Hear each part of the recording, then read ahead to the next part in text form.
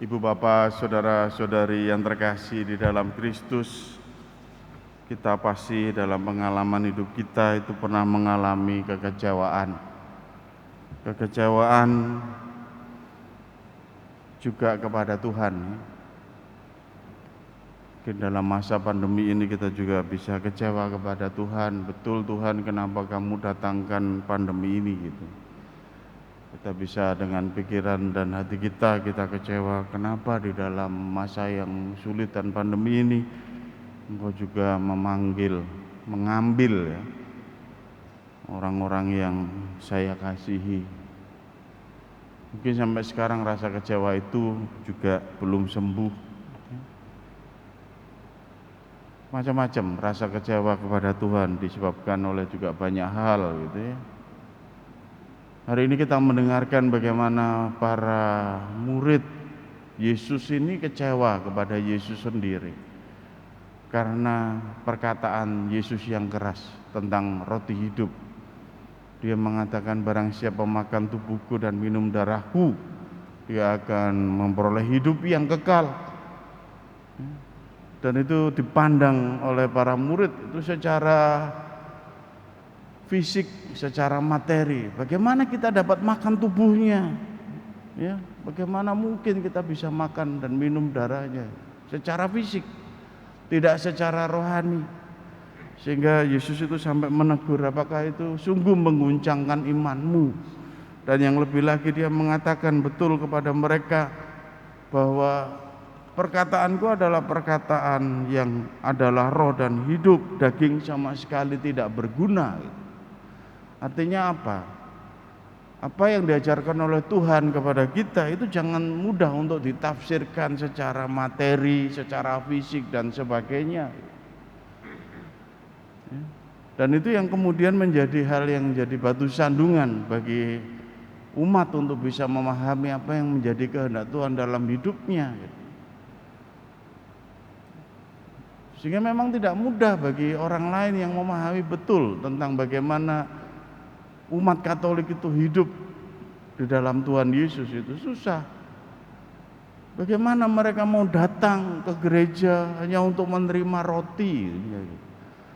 Itu bagi yang tidak mendapatkan karunia memang tidak dapat. Bagaimana di zaman modern ini juga orang, ini ada umat itu lapor pada saya wadul ya. Wadul namanya wadul biasa, diwaduli itu. Bapak-bapak kan kalau pulang sore sering diwaduli ibu-ibu istrinya, terus diterima wadulan. Ya. Jarang bapak wadul, suami wadul ke istri itu jarang. Istri yang wadul ke suami, tanya saja. Kamu, itu ada umat pindah ke gereja. Kenapa?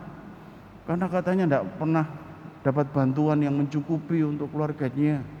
Maka dia pindah ke gereja yang lain. Saya bilang, semoga mendapatkan ya, kebenaran dan keselamatan.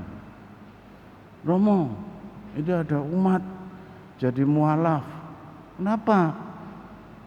Ya karena ikut pelajaran jadi Katolik kok dipersulit. Pelajaran kok harus 1 tahun, harus ini, harus itu dan sebagainya. Harusnya jadi Katolik itu dipermudah, apalagi zaman ini.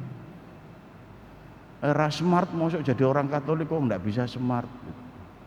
Ya sudah, semoga mendapatkan kebenaran dan keselamatan gitu. Banyak. Kita bisa melihat Yesus juga ditinggalkan banyak murid karena tidak bisa memahami sabda kebenaran dalam roh dan hidup itu enggak bisa.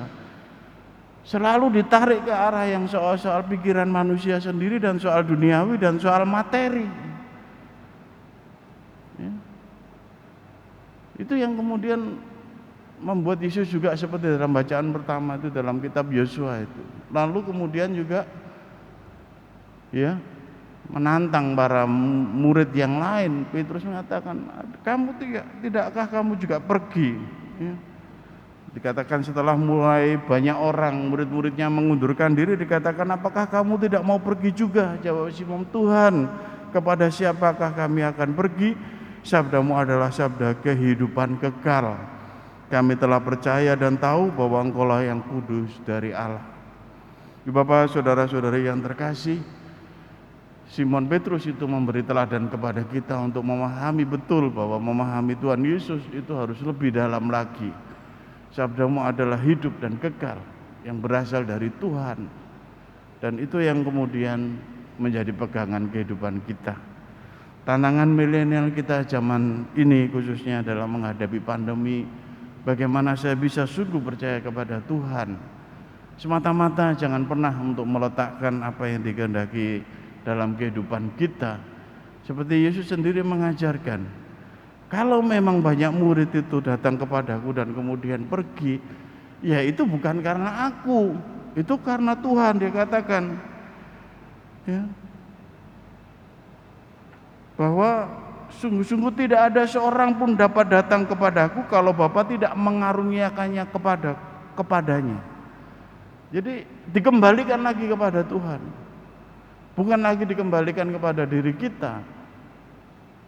Pada saat ini Anda dan saya juga menerima hal-hal yang berat di dalam kehidupan kita. Ya, kita dipisahkan dari orang-orang yang kita kasih dan cintai gitu. Kita juga kehilangan banyak momen, kehilangan banyak rezeki, kehilangan banyak pekerjaan. Kita kehilangan banyak kesempatan juga. Kita bisa marah kepada Tuhan. Tapi kalau kemudian itu kita letakkan hanya pada ukurannya pada saat ini, Anda dan saya bisa kecewa betul dan meninggalkan Tuhan. Mau pindah ke kepercayaan lain pun ya sama. Ketemunya Tuhan yang mengecewakan, karena pandemi ini ternyata bukan hanya untuk orang Katolik, untuk semua orang. Kita bisa kecewa betul. Dan itu yang harusnya kita letakkan kepada cara pemikiran, Tuhan mau apa Engkau memberi saya masih keselamatan sampai saat ini? Tuhan Engkau mau apa dalam hidup saya sehingga saya mengalami dalam kurun sejarah kehidupan saya ada masa-masa berat seperti ini? Tuhan Engkau maunya apa? Dan itu kita bisa jawab bersama Tuhan Yesus. Karena Dia mengatakan betul, tidak ada seorang pun yang dapat datang kepadaku kalau Bapa tidak mengaruniakan kepadanya. Bapak, saudara-saudari yang terkasih, semoga kita sungguh-sungguh semakin diteguhkan bahwa Anda dan saya memiliki Yesus yang sungguh-sungguh menjadi jaminan kehidupan kita. Sabdamu adalah sabda yang kekal, bukan hanya saat-saat hidup di dunia ini. Sabdamu adalah sabda yang kekal yang dikatakan oleh Santo Petrus, kami telah percaya dan Engkaulah yang kudus dari Allah, dan itu yang menjadi jaminan kehidupan kita. Nah, Bapak, saudara-saudari yang terkasih, semoga Anda dan saya semakin diteguhkan, khususnya di masa-masa pandemi ini. Ada selalu pencerahan, ada selalu pengharapan bersama Tuhan kita, dan ada selalu didikan yang mengajar kita untuk semakin setia kepadanya. Saya menyapa Anda yang hari-hari ini mungkin masih menyimpan rasa kecewa kepada Tuhan, menyimpan rasa marah kepada Tuhan. Anda menyimpan ketidakpercayaan Anda kepada Yesus. Semoga Anda semakin dibuka hati Anda untuk merasakan betul bahwa Anda itu masih dipilih oleh Tuhan. Anda masih digandaki untuk hidup di dunia ini untuk melanjutkan karya kasih-Nya. Saya menyapa Anda yang hari-hari ini juga merasakan bagaimana Tuhan itu terus menyelamatkan, Tuhan membuka jalan, Tuhan yang memberikan pencerahan dan pengharapan. Semoga Anda yang merasakan bahwa Anda memilih Yesus di tengah situasi yang sulit ini, Anda sungguh mendapatkan berkat.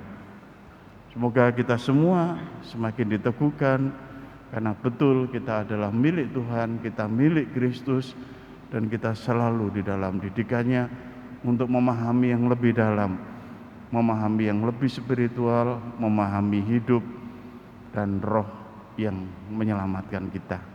Berkat Tuhan menyertai kita semua.